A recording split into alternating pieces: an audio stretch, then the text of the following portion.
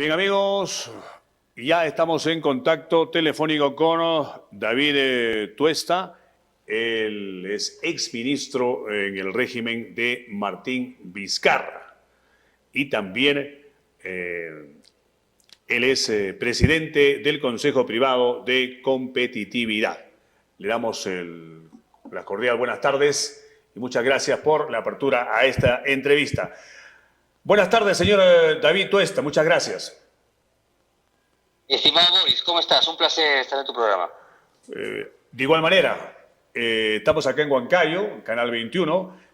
Quisiéramos saber, para empezar este diálogo, su opinión sobre este tema que está agitando las aguas económicas, que se produjo hace unos días, sobre la intención que tiene, ya no creemos solamente el Premier, porque debe ser pues en acuerdo con el presidente Pedro Castillo, de empezar las negociaciones con el gas de camisea y de no surtir efecto, nacionalizarla. ¿Qué opinión le merece esta situación? Sí, mira, es un error desde todo punto de vista, ¿no? Yo creo que, a ver, partamos primero por el mensaje, ¿no? Por la noticia, que es más que una noticia, es una señal muy negativa al inversionista privado, ya no solamente el que está en camisea, sino cualquier inversión, que cualquier cosa se te puede expropiar. Es que el uso del lenguaje es muy importante, esa no es la forma como se traslada alguna observación que siempre puede existir, ¿no? De un lado o del otro. Eso es válido, ¿no? Pero que si uno va a reclamar o pide una negociación, es porque tiene evidencia, datos que indiquen que no está satisfecho con lo que está sucediendo. Por ejemplo, si es que fuera el caso de una empresa que en el caso de Cabecea, que tuviera, pues no sé, permanentes problemas para el suministro, que a cada rato falla, no llega el gas, ¿no? Y esto es recurrente. Claro, la población debería estar insatisfecha. De que está contaminando permanentemente, que tiene fallas, eso no es verdad. La empresa todos los años registra los más altos estándares de calidad registrados por instituciones independientes. Ese no es el tema. Quiere un mejor reparto de utilidades. ¿Cómo? A ver, si lo que estamos observando es que la empresa paga el 65% de sus utilidades en impuestos y en regalías. Entonces, ¿qué estamos diciendo? ¿No? La empresa se está llevando el 35%. La gran cantidad que queda de sus utilidades lo deja el gobierno. Entonces, tampoco se entiende qué cosa es lo que quiere por ese lado cuando dice una mejor participación. Claro. Que el gas llegue a todos los peruanos. Un momentito. No se han puesto a pensar que el gas sí llega a todos los peruanos. La electricidad que llega a todo el Perú, en un 50% que llega a todo el Perú, es fundamentalmente por el gas de camisea. Prácticamente entre el 40 y el 50% de la generación de gas entra al sistema interconectado y de ahí se reparte a través de las diferentes centrales existentes a electricidad de todo el país. Claro, es que ahí se manipula el lenguaje, como las personas no ven el gas, dicen, ¿dónde está mi gas? ¿Dónde está mi gas? Porque muchas personas no tienen acceso a la masificación del servicio de gas que llega para cocinar, que es como las personas suelen verlo, no entienden, nadie les ha explicado, y los Perú Libre ahí tienen un error garrafal de no haber estudiado, de ignorar este tema, de que el gas si llega a todos los peruanos a través de la electricidad. Y si quisieran masificar el gas, esa labor de masificación le corresponde al Estado. Y cuando lo han hecho, el Estado lo ha hecho mal.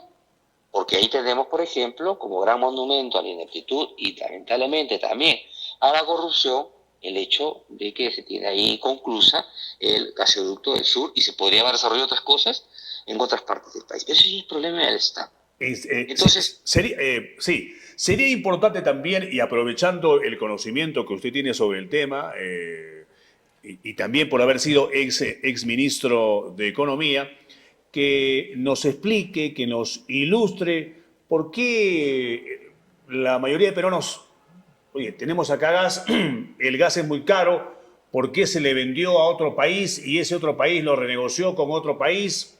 Entonces, cuando a uno le dan esa información, uno siente pues que de repente el gas debería costar más barato y más aún cuando escuchamos que en otros países el precio es menor que nosotros que producimos el gas o que tenemos el gas. Mire, sí, esto es completamente erróneo. Es decir, existe una parte del gas que se exporta, evidentemente, pero se exporta porque si no, ¿qué sería con el gas? El tema de la masificación del gas no es un problema de que el recurso no existe. El problema es que no se han desarrollado las infraestructuras necesarias para que llegue al mercado, para que llegue a las personas. No es un problema de que hay mucho o que el gas o que no se está masificando porque el gasto está en el país. El gas de exportación es una cosa. El gas que existe, que está claramente lotizado y utilizado para el mercado interno, basta y sobra en tanto se empiezan a desarrollar esas obras. Entonces ahí se está vendiendo una mala narrativa, una mala historia, ¿no? Claramente con intenciones de manipular a la población. No, no hay gas porque se exporta. Falso. Lo que no hay es justamente el desarrollo de infraestructuras para que ese gas pueda llegar al resto del país. Y eso se requiere justamente una participación del Estado, un desarrollo de inversión, ¿no? Y buenos procesos para que se lleve a cabo, ¿no? Que el gas está caro, claro. A veces se compara el gas, el GLP, que es el gas que viene en balones, ¿no?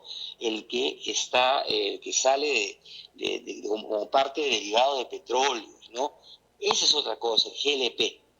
Pero los que tienen acceso al gas natural tienen un gas bastante barato, a un precio asequible, ¿no? Que no tiene nada que ver, ¿no?, con esa circunstancia.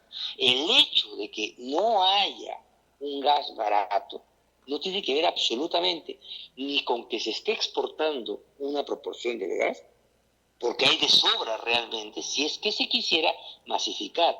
El problema está en el Estado, que no ha desarrollado los proyectos necesarios para poderse masificar ese gas. Por tanto, ante la insatisfacción de la gente, con que es cierto que dice, oye, pero ¿por qué estoy pagando el balón de gas a tanto y no habiendo gas? Entonces, estos señores llenan el vacío de la historia.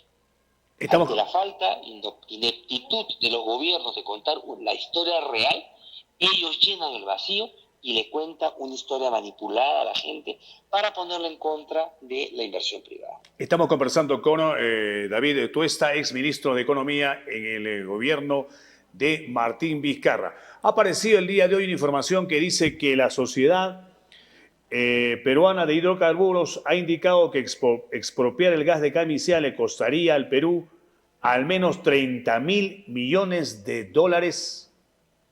¿Es cierto esto? Efectivamente, ¿no? Efectivamente. Es decir, a ver, para que se produzca el tema de esta eventual situación de nacionalización, primero se tiene que dar el cauce legal, es decir, un Twitter y decir que la persona quiere nacionalizar el gas, no es suficiente. No, eso no se puede, eso es ilegal, anticonstitucional. Ir con una carta, y ya el señor, ya hemos visto, ¿no? Lamentablemente no se asesora adecuadamente porque ha visto usted esta imagen que ha dado yéndose a un edificio equivocado, luego yéndose a otro edificio, se olvida que la gente, que estamos en pandemia, la gente está teletrabajando, además él no es parte del proceso, el premier no tiene nada que ver en el tema del contrato, quien debiera ir es Perupetro, o sea, un desconocimiento absoluto, y es parte de ese desconocimiento con la cual construyen esas historias con el cual engañan a la gente, y la gente no se da cuenta, ¿no?, realmente de que estamos ante personas que no tienen un análisis correcto de lo que sucede. Pero bueno, si quisiera nacionalizarlo, ¿no?, tendría que salir primero una ley. Luego esta ley tendría que tener asidero, es decir, tendría que haber razones bajo las cuales yo voy a tomar esta decisión. Y tendría que haber pues razones de fondo como las que puse anteriormente en el ejemplo, ¿no? Que una empresa que funciona mal, que no da... Ya le he contado yo a usted que esto, que la electricidad que todos los peruanos tenemos, el foquito de luz, la conexión a internet de la computadora es gracias a Camisea. Tendría que demostrar que eso está funcionando mal, ¿no? No es así. Pero ya si quieres insistir, pues tendrías que pagar 30.000 millones de dólares para que se haga más o menos una idea la población. Eso equivale prácticamente a todo el presupuesto de educación, a todo el presupuesto de salud. No estamos hablando de 120.000 millones de soles, una barbaridad de dinero. Y entonces dices, ya, imagínense que lo va a hacer, ¿no? Voy a utilizar los recursos del Estado, que no tengo, pero si los consiguiera, para hacerme de una empresa cuando no soy capaz siquiera de dar un buen servicio de salud, cuando tengo a la gente muriéndose en las calles textualmente durante el Ese periodo es de un buen COVID-19, de ejemplo. pandemia. Entonces, claro, Ese es un yo buen ejemplo. tengo prioridades para usar los recursos públicos, ¿no? Pa- Mi pa- prioridad para, está en darle... para validar la propuesta, porque esta no es una propuesta sorpresa, o sea, ellos han venido en la primera y la segunda vuelta anunciando este claro tema de conversar, renegociar o expropiar o nacionalizar el gas de Camisea. Han puesto como ejemplo también muchos de ellos, de Perú Libre, y los asesores, en fin, gente cercana, que una situación similar pasó en Bolivia con bastante éxito. Usted que tiene información por ser un economista, un exministro, más datos, ¿qué nos puede decir? ¿Fue tan exitoso y es tan exitoso en Bolivia como lo han presentado la expropiación que hicieron allá en la época de Evo Morales? No es así. Ellos al final lo que sucedió es lograr una negociación con la empresa. Incrementaron el, el tema contributivo. Fíjese cuánto deja la inversión privada ahí de impuestos, deja casi el 83%. Entonces, como la empresa tenía un costo untido, prácticamente estaba arrinconado, pues dijo, y bueno, acá seguimos, pues me llevo esa parte, y bueno, que el Estado se lleve el 83%. Consecuencia de ello, ni una exploración más de gas. Se van agotando las reservas, ¿no? A Perdón, costa de... sí, ese es otro tema muy importante, ¿no? Cuando el Estado asume, digamos, el control total, tiene también que invertir dinero en buscar nuevos yacimientos y no siempre se encuentran nuevos yacimientos y eso ya es un gasto fuerte. Efectivamente, es mantener el servicio, ¿no?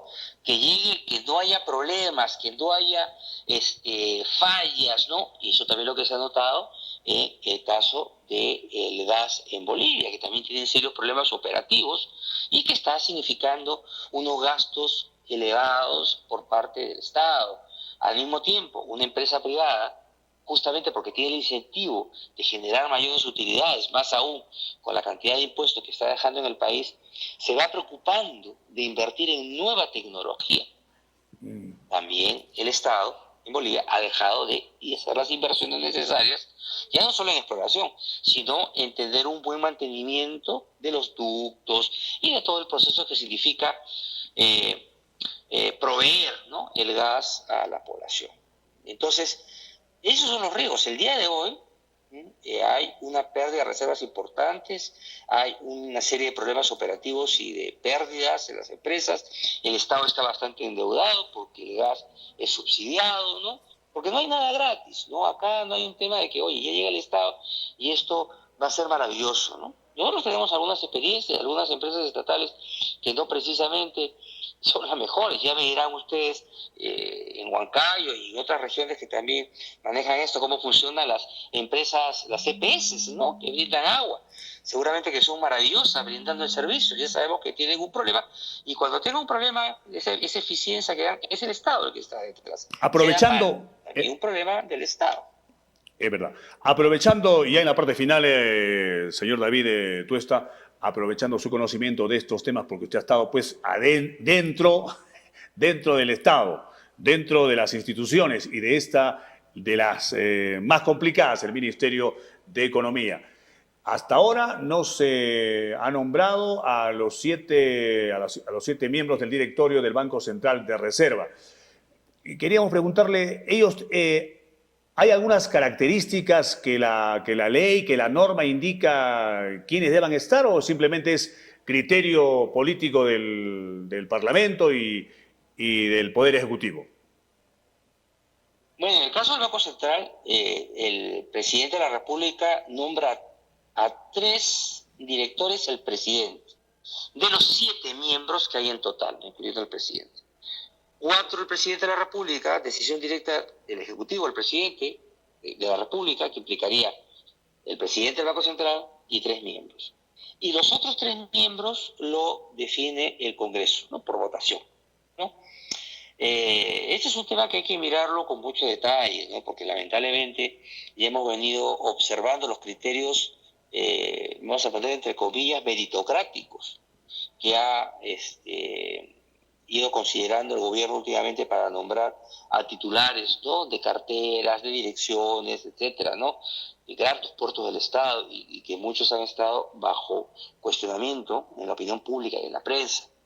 Estamos hablando de una institución bajo el cual se sostiene la estabilidad económica y financiera del país y que gracias a contar durante bastante tiempo, en promedio, digamos, con una gestión buena y liderado durante los últimos 15 años por Julio Velarde, pues ha permitido mantener, digamos, la inflación a raya y la estabilidad monetaria. Entonces, esto hay que verlo con mucho ojo. A veces al común de la gente, pues el Banco Central nos parece una institución pues lejana. Pues básicamente es al Banco Central a quien usted, dama de casa, usted, señor padre de familia, le debe el hecho de que su poder adquisitivo, sus recursos, lo poco que gana, pueda alcanzar a fin de mes o con la justa llegar, como fuera su circunstancia, gracias a los precios que se mantienen. Entonces, cumple un rol central el Banco Central. Ya en la parte final, agradeciéndole por su tiempo,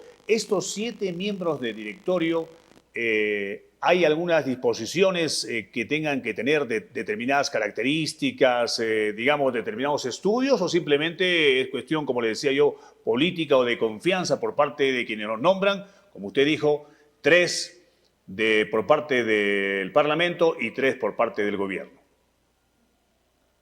Efectivamente. Entonces, ahí habría que ver pues cómo se termina definiendo, ¿no? Esto yo creo que es un tema clave que se va a definir, entiendo yo, en los próximos días, ¿no? Sería raro que se extienda más allá de septiembre, aunque no es mandatorio ello, pero usualmente es en este mes que se termina de conformar ese directorio, ¿no? Entonces, va a ser muy importante que esto se defina rápidamente en las circunstancias actuales de incertidumbre que estamos viviendo. Entiendo por lo que usted me dice y en la parte final que no hay ninguna ley, no hay ninguna disposición que da algunas características para estos miembros. ¿Ninguna? Ninguna, simplemente porque de hecho se han tenido diferentes miembros con diferentes características, ¿no? Se han tenido abogados, se han tenido economistas, se han tenido ingenieros. Básicamente lo usual, que es una regla no escrita, es que sean personas que tengan algún conocimiento relevante al menos del funcionamiento del sistema financiero, ¿no? Y sobre todo, lo más importante, que sean personas probas, personas que al final, aunque son reglas no escritas, ¿no? Pero que determinan el cariz de respeto que debe tener la institución, ¿no?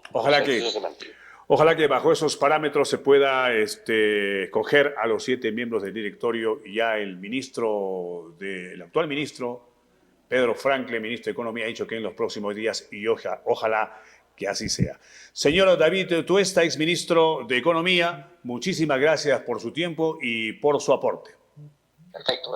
Gracias a ti, Boris. Un placer. Muy gentil. Gracias.